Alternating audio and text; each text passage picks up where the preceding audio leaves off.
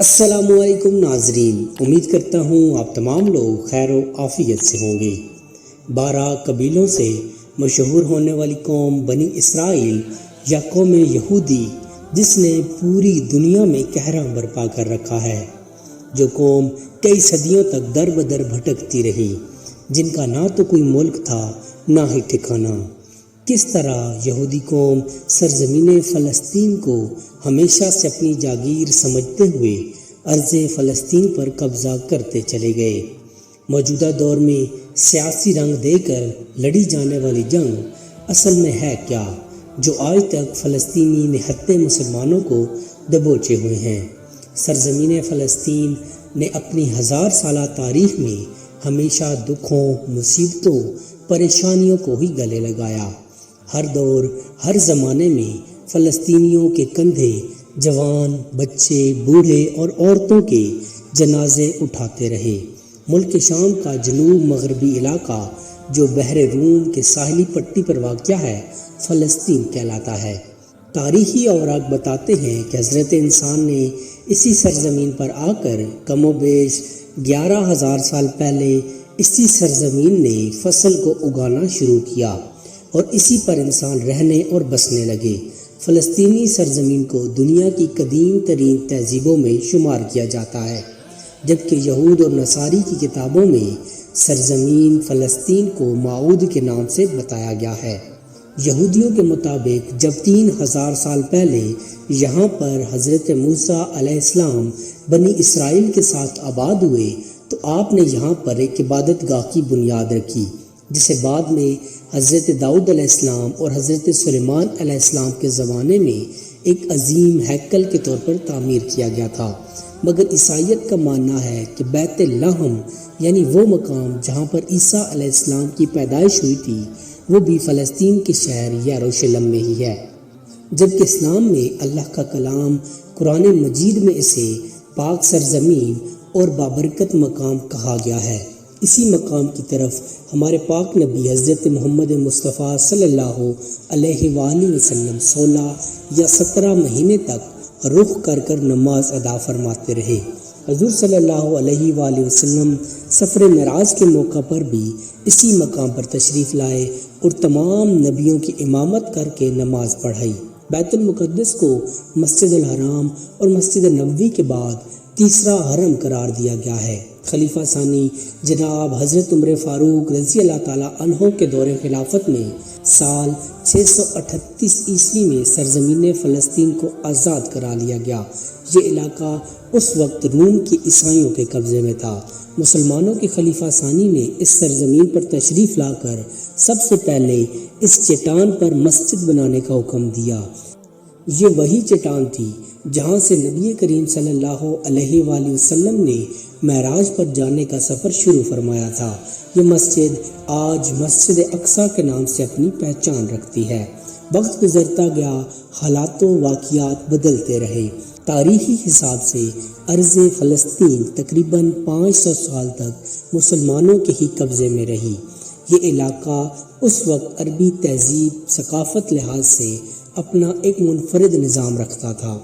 جب عرب مسلمان آ کر اس علاقے میں آباد ہوئے تو یہ علاقہ اسلام اور عربی ثقافت میں رنگ گیا، مگر سال 1099 عیسوی میں ایک بار پھر مصیبتوں نے ارض فلسطین کی طرف اپنا رخ موڑا، جب صلیبیوں نے ارض مقدس پر حملہ کر کے اس علاقے کو اپنے قبضے میں لے لیا۔ کچھ عرصہ بیت جانے کے بعد اللہ نے سرزمین فلسطین کی خدمت کے لیے ایک بہادر اور نڈر لیڈر سلطان صلاح الدین ایوبی کو طاقت و ہمت دے کر سرزمین فلسطین کی جانب بھیج دیا۔ اس عظیم اور بہادر سپہ سالار کی جنگی حکمت عملی نے سرزمین فلسطین کو ایک مرتبہ پھر 100 سالہ جنگ سے چھٹکارا دلا کر آزاد کروا دیا۔ اس کے بعد 700 سال کے عرصے تک یروشلم مسلمان حکمرانی کے قبضے میں ہی رہا۔ مملوکوں اور عثمانیوں کی حکومتیں بدلتی رہیں، مگر جو ہی عثمانی حکومت میں دراڑ پڑتی گئی اور سلطنت عثمانیہ کمزور ہوتی گئی تو یہودیوں نے تیسری ہیکل سلیمانی تعمیر کرنا شروع کر دی۔ یہودیوں کے مطابق ہیکل سلیمانی، جسے یہودی مقدس عبادت گاہ کے طور پر سمجھتے ہیں، یہ بخت نصر اور ٹائٹس کے حملوں میں 2 مرتبہ تباہ ہوا، جس میں بہت سے یہودی بھی مار دیے گئے تھے۔ یہودی قوم کا اب ایک ہی مقصد تھا کہ وہ کسی طرح اس ہیکل سلیمانی کو پھر سے تعمیر کر سکیں اور قیامت سے پہلے ایک یہودی ریاست کو قائم کر کے دجال کا استقبال کر سکیں، جس کے ساتھ مل کر وہ پوری دنیا پر یہودی حکومت قائم کر سکیں گے۔ مگر اس منصوبے کو پایہ تکمیل تک پہنچانے سے پہلے انہیں آخری عثمانی سلطان عبد الحمید جیسی رکاوٹ کو راستے سے ہٹانا تھا۔ حضرت سلمان علیہ السلام کے دور کے بعد یہودی قوم کا اپنا کوئی ملک نہ بچا اور یہودی در بدر بھٹکتے رہے۔ جب 19ویں صدی میں صہیونی تحریک کا آغاز کرنے کا مقصد یہی تھا کہ دنیا بھر میں بکھرے یہودیوں کو اکٹھا کر کے فلسطین کی جانب بلایا جائے اور پھر یہ حکومت قائم کرنے کے بعد تیسری بار ہیکل سلیمانی کی تعمیر کر سکیں۔ سلطنت عثمانیہ کا خاتمہ جب پہلی عالمی جنگ کے موقع پر ہوا تو فلسطین برطانیہ کے قبضے میں چلا گیا اور یورپی ممالک نے صہیونی تحریک کی حمایت کرتے ہوئے دنیا بھر کے یہودیوں کو فلسطین میں اکٹھا کرنا شروع کر دیا۔ مگر امن اور فساد کا جوڑ، یعنی باہر سے آنے والے یہودی اور فلسطین کے اندر بسنے والے عربی مسلمانوں کے درمیان جلد ہی اختلافات کی ہوا چلنے لگی۔ بگڑتے حالات کو دیکھتے ہوئے UN نے فلسطین کا کنٹرول سنبھال لیا اور فلسطین کے علاقے کو 2 حصوں میں تقسیم کرنے کا منصوبہ بنا لیا۔ ایک حصہ جس کا نام عرب فلسطین جبکہ دوسرا یہودی اسرائیل، جبکہ یروشلم کا کنٹرول یونائٹڈ نیشن نے اپنے پاس ہی رکھا۔ یہی وہ جگہ تھی جہاں 3 بڑے مذاہب کی عبادت گاہیں اور مقدس مقامات تھے۔ 14 مئی 1948 کے دن اسرائیل ملک کو ایک الگ ملک کے طور پر باقاعدہ اعلان کرتے ہوئے تمام ممالک سے اسرائیل کو تسلیم کرنے کا حکم دیا گیا، لیکن ارد گرد کے عرب ملکوں نے اسرائیل ملک کو تسلیم کرنے سے انکار کر دیا۔ یوں اس جنگ نے ایک نیا رخ اختیار کر لیا۔ مگر اس جنگ کی ایک انوکھی بات کہ ایک اسرائیل ملک نے الگ الگ کر کے تمام عرب ممالک کو شکست دے دی، مگر یہودیوں کی لالچ اور بے حسی یہی تک تھی اور اسرائیل نے یونائٹڈ نیشن اصولوں کو توڑتے ہوئے ان علاقوں کو بھی اپنے قبضے میں لے لیا جو فلسطین کا حصہ تھے، جو 7 لاکھ مسلمانوں کے بے گھر ہونے کی وجہ بنی۔ اس دن کا نام القبا یعنی تباہی کا دن کہا جاتا ہے۔ 1967 کا سال خطہ فلسطین کے لیے ایک بار پھر ہلچل کا سال دکھائی دیا، جب عرب طاقتوں کا سامنا ایک بار پھر اسرائیل سے ہوا۔ یہ جنگ 6 دنوں تک جاری رہی۔ یہ فتح بھی اسرائیل کے نام رہی، جو فلسطین مسلمانوں کے لیے ایک بار پھر مصیبت ہی ساتھ لائی۔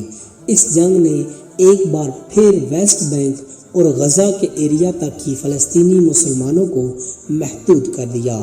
یہودیوں نے اپنی لالچ اور سازشوں کو یہی تک محدود نہیں رکھا، بلکہ فلسطینی علاقے کا وہ حصہ جو اسے کمزور دکھائی دیتا، اسرائیل ان علاقوں تک رسائی حاصل کرتا گیا۔ اسرائیل کا مقابلہ کرنے کے لیے کئی تحریکیں سامنے آئیں، مگر گزرے 20 سالوں میں قتل و غارت، جھڑپیں اور خون ریزی کا سلسلہ جاری رہا۔ سرزمین فلسطین آج مسلمانوں کے خون سے لال دکھائی دیتی ہے۔ آج بھی فلسطین کے بچے، عورتیں، بزرگ شاید کسی کے منتظر ہیں۔ سرزمین فلسطین شاید اب بھی اس بہادر اور دلیر صلاح الدین ایوبی جیسے لیڈر کی منتظر ہے۔ آج پوری دنیا کے مسلمان غم و دکھ کے اضطراب میں ہیں۔ ہر مسلمان فلسطینیوں کے اس درد کو محسوس کر رہا ہے۔ اللہ کریم ہمیں اس درد کی دوا بھی جلد عطا فرمائے۔ آمین ثم آمین۔ امید کرتا ہوں آپ کو ہماری آج کی ویڈیو پسند آئی ہوگی۔